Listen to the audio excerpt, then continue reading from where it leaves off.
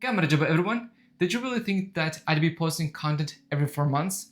Absolutely not. The most important component to make it possible for a person to see a moving image is an image sensor inside a camera. Of course, there's other components inside the camera, but the most important is an image sensor. To make the images visible, you need a good lens. Not a cheap-ass lens, a good high-quality lens. To make a footage a lot sharper, you have to avoid auto. You have to do everything manually. And that goes into ISO, aperture, and shutter speed, which is the first principles of videography. The key ingredient to the lens, the image sensor, is light. Without light, you will not see the image. With light, you would see an image. This channel started from the bottom of the barrel. This channel started with a APS-C sensor, which was the Samsung NX300 you would see in the left corner. This is the time when Samsung was doing mirrorless cameras, and Samsung stopped making mirrorless cameras. When I was filming with the NX300, I also filmed some footage with a smartphone. I don't remember what smartphone it was at that time. And this channel needed much more higher quality of a footage. This channel then unboxed the Canon 80D. The Canon 80D was a 24 megapixel camera. It was a APS-C image sensor. Within the two cameras of the NX300 and the Canon 80D, I was recording in 1080p. There was no 4K beginning of this channel. And then I sold the Canon 80D. After selling the Canon 80D and saving up some money, this channel unboxed the A7 III. The footage that you see right now, it is recorded on the A7 III. The A7 III is a full-frame image sensor. It is a 24 megapixel camera. All these three cameras, NX300, Canon 80D, and the A7 III, have interchangeable lenses. Interchangeable lens meaning that you can change the focal length of the desired lens. Of course, primes are best. Zoom lenses will do the job. There is barrel distortion with zoom lenses. With full frame, it is the GOAT of all image sensors. APS-C is not that great, especially in low light. Full frame is best at low light. As you would notice, a couple of videos, you would see that there is a top view of the table. How am I getting that footage? Well, it is the Sony A7C II. This is the A7C II. I'm recording my audio. I will talk about how I'm recording the audio in a different video. And this A7C II is warming up. The lens right now on the A7C II, it is the Tamron 17 to 28mm lens of f2.8. Not that fast of a lens. It does the job, especially for vlogging. This video is not sponsored. This is my vlogging lens. It is quite heavy, but it has decent focal lengths. Tamron has updated this lens to the Tamron 16 to 30mm lens of f2.8. Not that fast of a lens, but definitely gets a wider angle from that lens. On the A7 III, the lens is a Sigma 28 to 70mm lens. The best brand of lenses to purchase is Sony. It has a higher price, but the glass is very good. Then Sigma, and then Tamron. The problem with Tamron lenses is that they don't have that fast of lenses. Usually their lenses is at f2.8. If you need a 1 point of a f-stop, then Sigma has those lenses. So these are the two lenses that I use a lot. There's a third lens that I also use, which is the Sony f1.8 35mm lens. This is a prime lens. It is a beautiful lens. I really like this lens, especially for filmmaking. This lens is very good. I like a good 35mm lens. The lenses that I would recommend if you're starting off, if you just got your mirrorless camera, the first lens would be the Tamron 16 to 30mm lens of f2.8 if you're on a budget. I would start with that lens. You can close all your tabs, your web browsing, don't look anywhere else. This is the newest, best lens, good of a wide angle focal length. If you buy a full frame camera, that 16mm is a 16mm. There's no crop in full frame. If you are not on a budget, right now I'm looking at the wider focal lengths. Start with a wider focal length. If you're not on a budget, I would recommend to get the Sony 16mm of f1.8. Prime lenses are always the best. Then you can go with a 35mm lens, the Sony f1.8. Also a very fast lens. With that combination of if you're not on a budget, 16mm, 35mm lens, and then if you need a more of a zoom, I would go with the Tamron 70 to 180mm lens to not have a very huge of a price with those three lenses. That 70 to 180mm lens up from Tamron is a not so fast of a lens. It is a f2.8. That is a good combination of lenses to start off.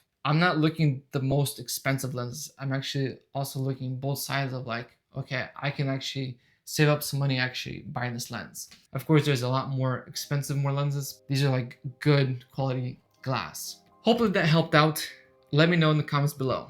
Key features of the A7C II versus the A7 IV is the A7C II is better at autofocus. With AI-powered autofocus, it is easy to film yourself. And it has better IBIS. On the A7C II, it has 7 stops of IBIS. On the A7 IV, it has 5 stops of IBIS. The IBIS on the A7C II is way better. More compact than the A7 IV, especially when you put the A7C II on a gimbal. The A7C II, you do lose the joystick. Like the A7 III, it does has the joystick. You can pinpoint the focus. The A7 IV is much more expensive than the A7C II. The A7C II was released in 2023. Right now, it is 2025. If Sony released the FX2, which is their newly released cine camera, if that camera was released in 2023, I would definitely purchase the FX2. But now it's very weird the fact that Sony released the FX2 and you get the A7C II.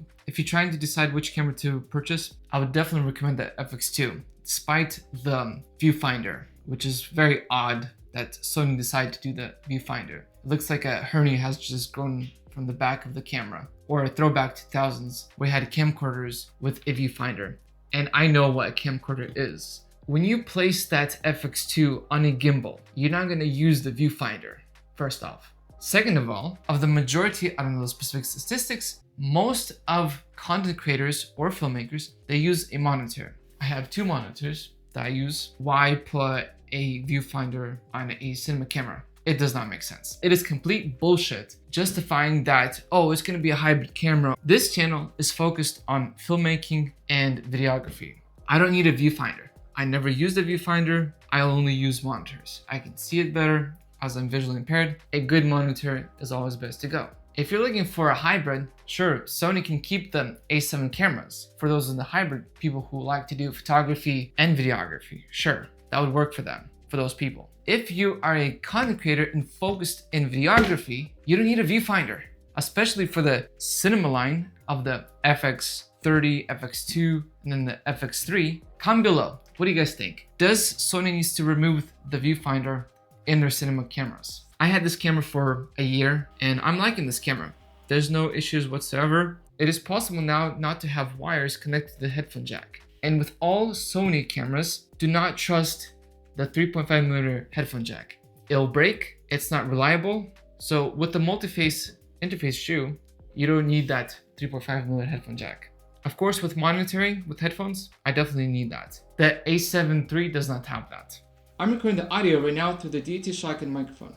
Hopefully it sounds good. Here's some tips in the settings. Sony has changed the settings menu. It's somewhat simplified. If you go to the camera icon, to shooting display, where it says emphasized record display, if you turn that on, press record, you would see a red box notifying you that you are recording. In the accessibility, there's not a lot of options you can do with accessibility. And with this touch display, there's a lot more functions you can do by touching display.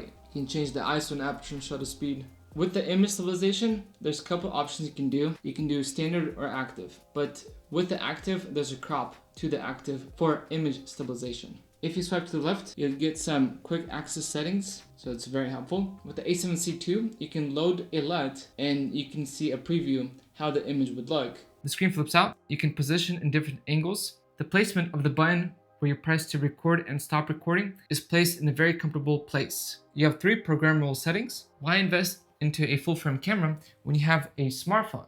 Well, smartphone image sensors are very small and it is terrible at low light. There's no interchangeable lenses. Purchasing a smartphone every year is not worth it. Every year there's always a new smartphone. That is kind of a waste of money to purchase a new smartphone every year just to get better image quality. It does not make sense at all. It's much simpler to buy a camera that will last you for 3 to 4 years. And then if you wanted to buy a second camera, it's always good to have 2 cameras. And plus with Sony, the lens mount is the same throughout all their cameras. So you are investing in the long term. With smartphones, you're not investing in the long term. because there's going to be always a new smartphone every year. Micro Four Thirds, I wouldn't recommend it. Also, it's terrible at low light. And then APS-C, I wouldn't recommend that. Just go with the full frame for a long-term investment. For those people who are like, oh, I'm gonna buy a gimbal, I'm gonna buy this whole setup for my smartphone, I'm gonna buy this stupid cage and put a stupid filter on there, I'm gonna be a content creator. No one's gonna notice the footage between a smartphone and a full frame sensor. Well, you would notice, especially in the shadows, you would definitely notice. Because in smartphones, the shadows are very dark and contrast. There's no joysticks or dials or wheels to adjust ISO, aperture, and shutter speed. All you do is just this. This is what you do basically. This is all you do. If you're filming dog videos or cat videos, then just go with a smartphone.